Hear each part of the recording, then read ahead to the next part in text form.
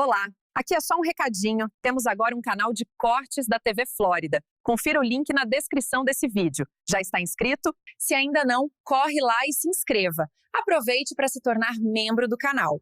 Vamos para o vídeo agora. Na verdade, meu exílio, eu costumo dizer que foi um tiro no pé, porque acelerou os nossos trabalhos aqui dentro.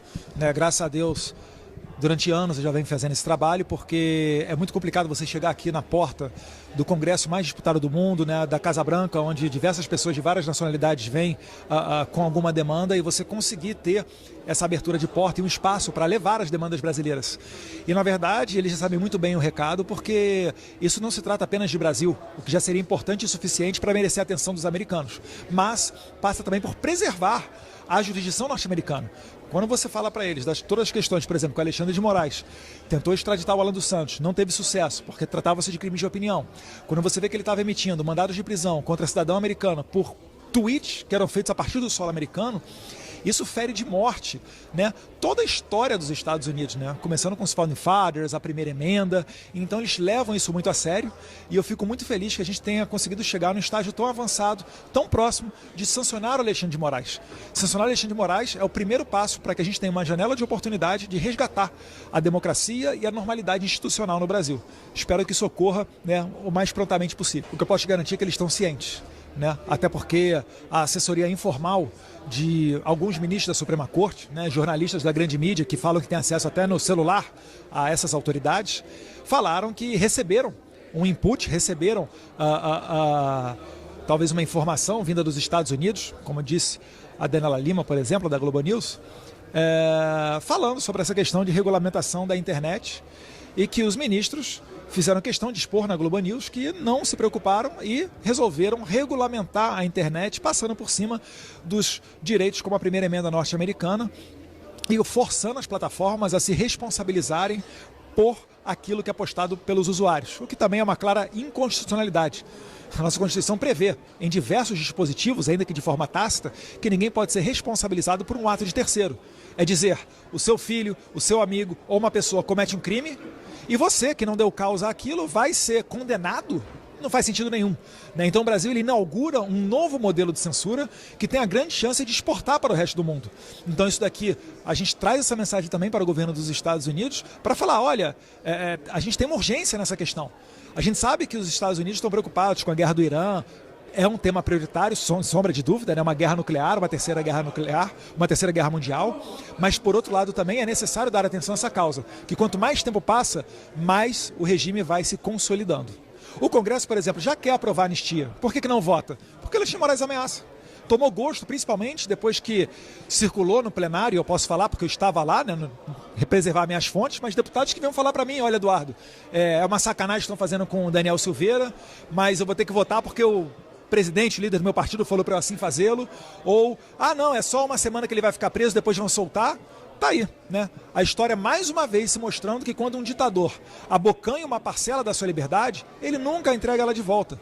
Então a sanção do Moraes é necessária para a gente resgatar essa normalidade institucional que o Brasil perdeu, porque o problema não é a instituição do STF em si, não é isso, mas sim que eles se atenham ao seu trabalho de julgar as causas que chegam até ele, e não serem os revisores do parlamento. Mais uma vez, a gente está vendo na grande imprensa de novo circular matérias dizendo o governo não tem outra opção, foi derrotado na questão do IOF no Congresso, vai ter que levar isso tudo para o STF. Por que vai ter que levar para o STF? O Congresso já não deu uma última palavra com relação a esse tema, utilizando a Constituição? Enfim, é sobre tudo isso daí que a gente está falando. É uma baita dor de cabeça, eu estaria disposto a disputar se meu pai passasse para mim como missão. Fiquei muito feliz que no Paraná Pesquisa, a última, em que pese eu ser muito cético em relação às pesquisas, mas no Paraná Pesquisa fiquei feliz do meu nome ter saído empatado com o Lula na margem de erro.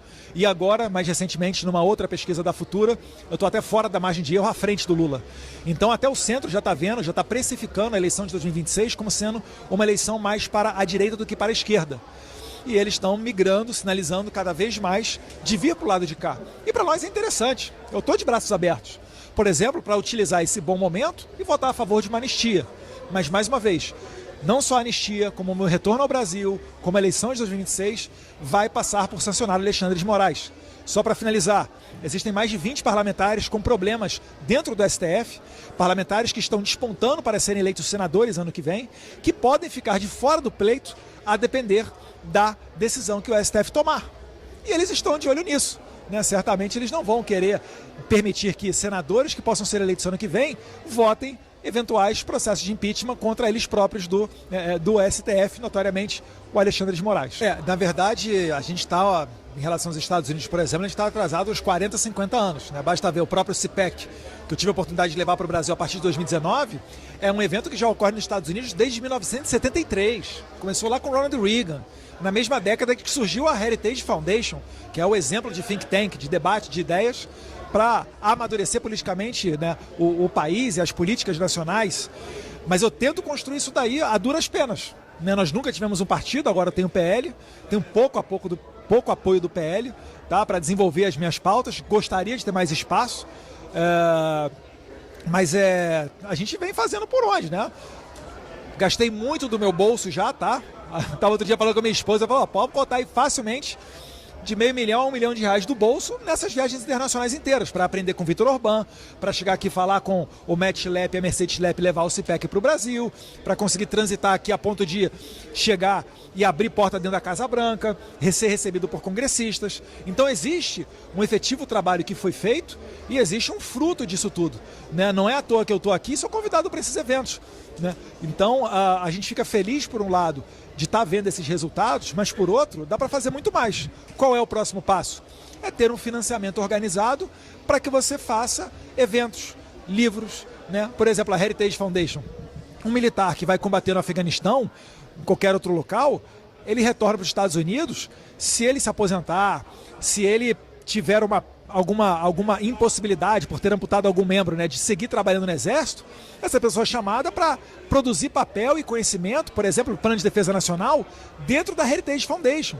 Esses documentos depois alimentam todos os políticos, todos os prefeitos do país.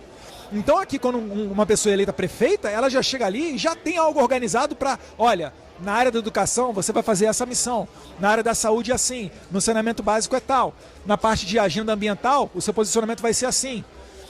No Brasil isso é desorganizado, por vezes até no nível do Congresso um deputado vai votar uma matéria que eles não têm opinião formada sobre aquilo, muitas das vezes ele tem que olhar no painel a sua orientação do líder e ir lá e votar. Então a gente tem que dar esse passo para fazer um movimento sólido. A gente já passou da fase de saber o que a gente não quer. A gente já sabe que a gente não quer o PT, a gente já sabe que é ruim o comunismo. Agora a gente tem que ter a pauta propositiva. Energia, infraestrutura, saneamento básico, educação. Essa eu acho que é a parte principal que a gente tem que tratar agora. Né? O PL recebe em média R$18 milhões por mês. Faz alguns trabalhos com alguns deputados, algumas pessoas, mas eu acho que é ainda aquém daquilo que seria possível. Porque ainda há uma mentalidade de se enxergar o investimento nessa área apenas no período eleitoral, ignorando toda a parte cultural. Eu quero fazer o que eles fazem aqui, eu quero fazer a formação de quadros para sair candidato.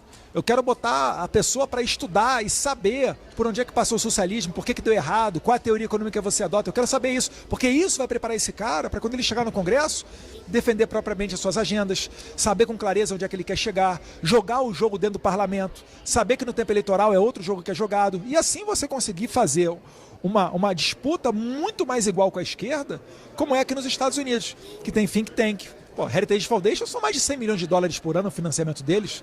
A maior parte disso vem de doações pequenas, né, da tiazinha do Zap lá de Iowa, do meio da fazenda. A gente consegue ver aqui um partido republicano, que bem ou mal é um partido organizado. Você tem aqui o maior encontro de conservadores do mundo, o CPEC.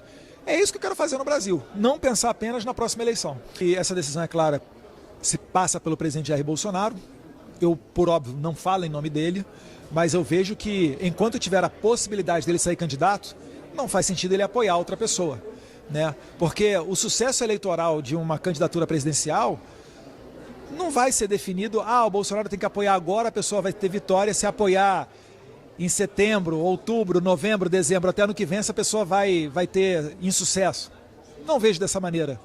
Bolsonaro pode apoiar até ano que vem, que o apoio dele seguirá determinante e seguirá sendo, né, o decisivo para a eleição. Então, eu acho que tudo a seu tempo, né?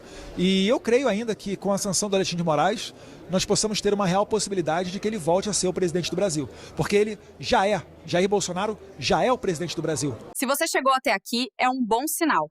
Para assistir os vídeos completos, acesse nosso site ou baixe nosso aplicativo totalmente grátis.